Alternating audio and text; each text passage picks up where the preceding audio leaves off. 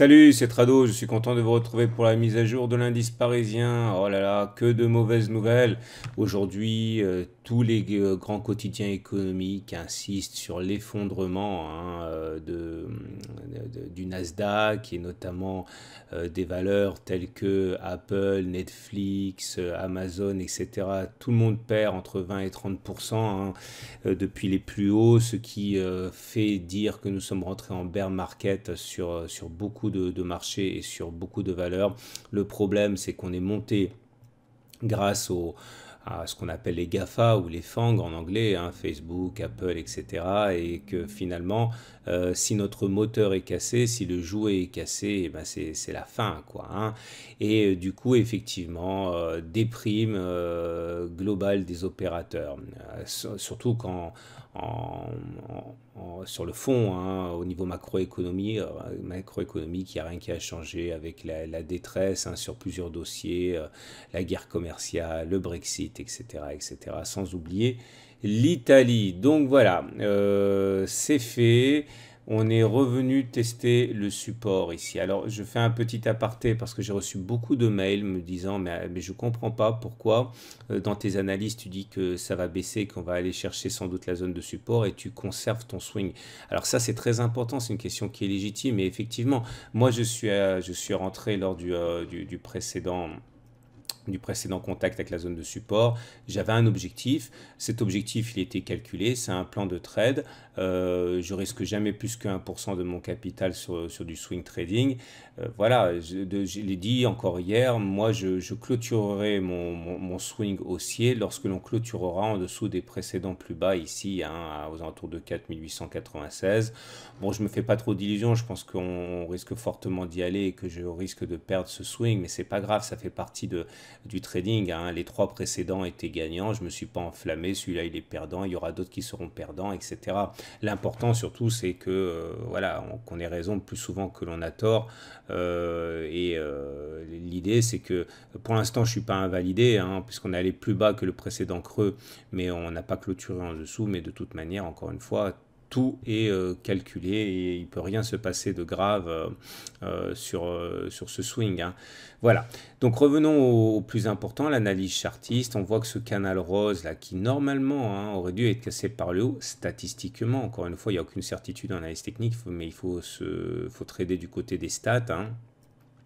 Eh bien, on a cassé par le bas. C'est très significatif. D'ailleurs, lorsque les probabilités ne sont pas respectées, ça veut dire qu'il y a du lourd en face, hein. Et du coup, on a cassé ce canal rose. On a testé, on est en train de tester la zone de support ici. Alors, première des choses à remarquer, c'est qu'on a fait un gap.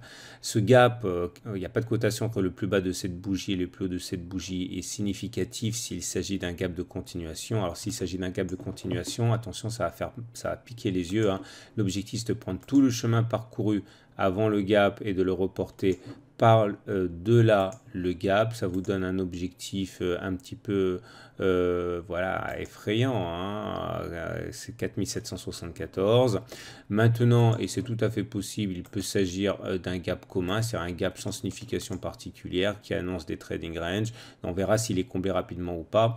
En tout cas, ceux qui veulent trader le gap de continuation doivent savoir qu'il y a un excellent ratio gain-risque, hein, puisque vous avez compris l'objectif, le stop il se mettrait en trait de comble en cas de comblement du gap.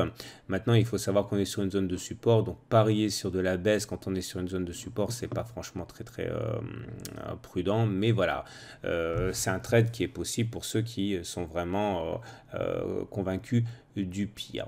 Le canal rose, je vais l'enlever maintenant parce qu'il n'y a plus beaucoup d'importance. On retiendra qu'il y a un potentiel double creux.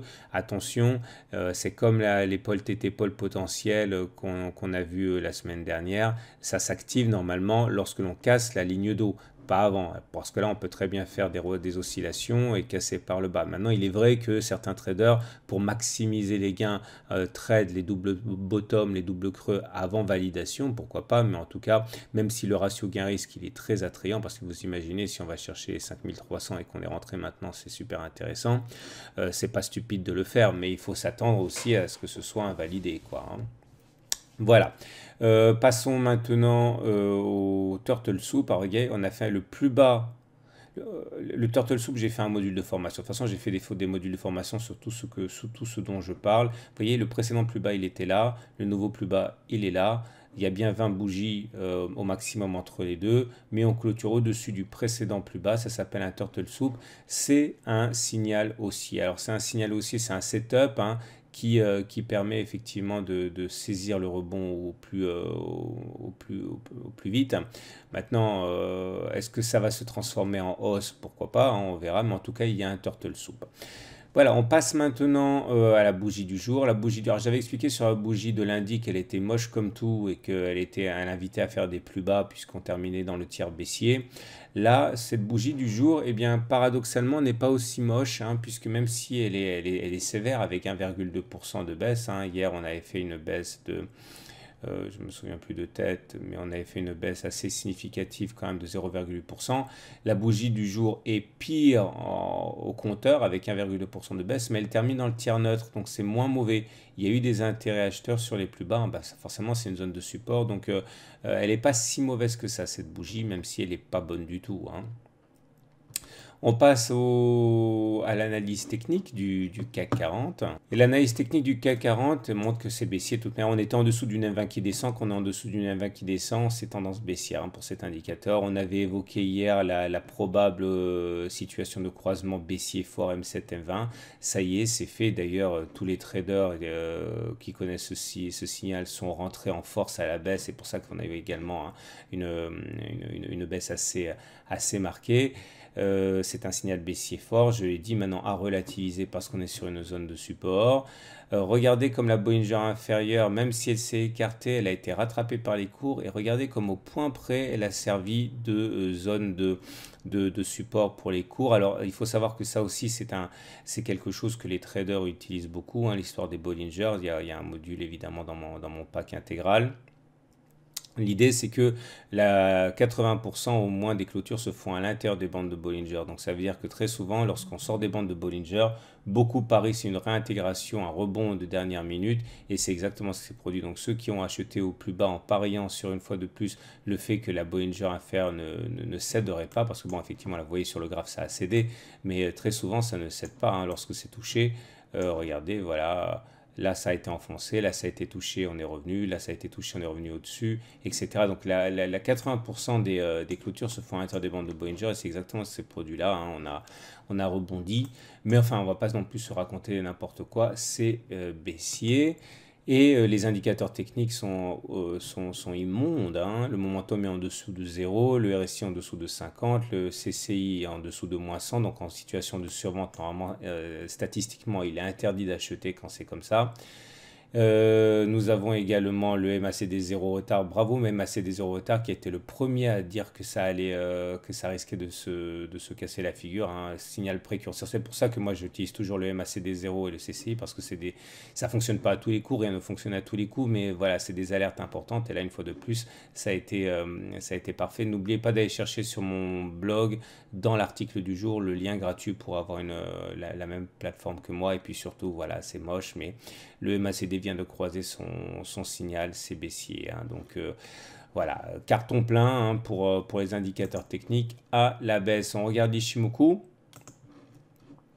Et l'Ichimoku, lui, n'apporte pas grand-chose pour le coup, hein, puisqu'on sait depuis maintenant de très nombreuses semaines, on l'a évoqué ensemble, hein, que la tendance, elle est baissière. Pourquoi elle est baissière? Parce qu'on est... faites pas attention aux valeurs de la M7, la M20, j'ai oublié de les corriger. On est en dessous d'un nuage qui descend, donc c'est baissier.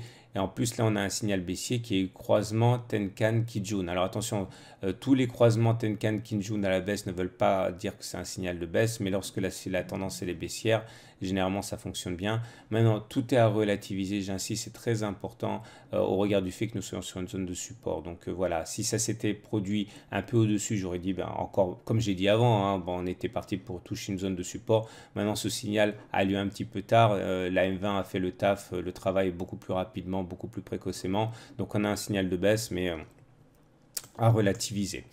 Voilà, il ne me reste plus qu'à vous souhaiter une excellente journée. Alors j'ai reçu beaucoup de mails par rapport d'une part ceux qui ne comprenaient pas pourquoi j'étais en swing haussier depuis depuis plusieurs semaines et pas fortiori depuis quelques jours, alors même que j'envisageais de manière probabiliste un test des plus bas, ça vous l'avez compris, pourquoi je le faisais. J'ai eu beaucoup de questions aussi par rapport à mes matrices de trading, comment il faut les utiliser. En fait, mes matrices de trading, c'est ce que je prépare tous les jours pour le lendemain et ça me permet de savoir à quel moment je peux acheter ou vendre si j'ai un signal adéquat. Alors, si j'ai pas de signal et qu'on est sur une zone de support, j'achète pas. Mais si j'ai un signal et qu'on est sur une zone de support, j'achète. Maintenant, c'est quoi un signal? Je vois très bien la question numéro 2 légitime. En fait, c'est tous les signaux que j'évoque avec vous, que je vous explique dans mon pack Tutrado. En fait, tous les dizaines et dizaines de signaux que j'utilise et que j'expose dans le pack Tutrado, eh bien, ce sont justement les choses que j'utilise pour évoquer un signal de rebond ou de baisse sur les résistances. Voilà, c'est pour ça que, voilà, si vous avez 125 euros, autrement dit, une misère, pas dans l'absolu, mais dans le relatif par rapport aux 1000 pages, notamment de signaux, etc., vous pouvez vous faire un joli cadeau de Noël en vous offrant mon pack Tutrado et ses 600 minutes de vidéo. Voilà. C'était la séquence pub. Je vous souhaite une très bonne journée et je vous dis à la semaine prochaine. Non, à demain pour la mise à jour.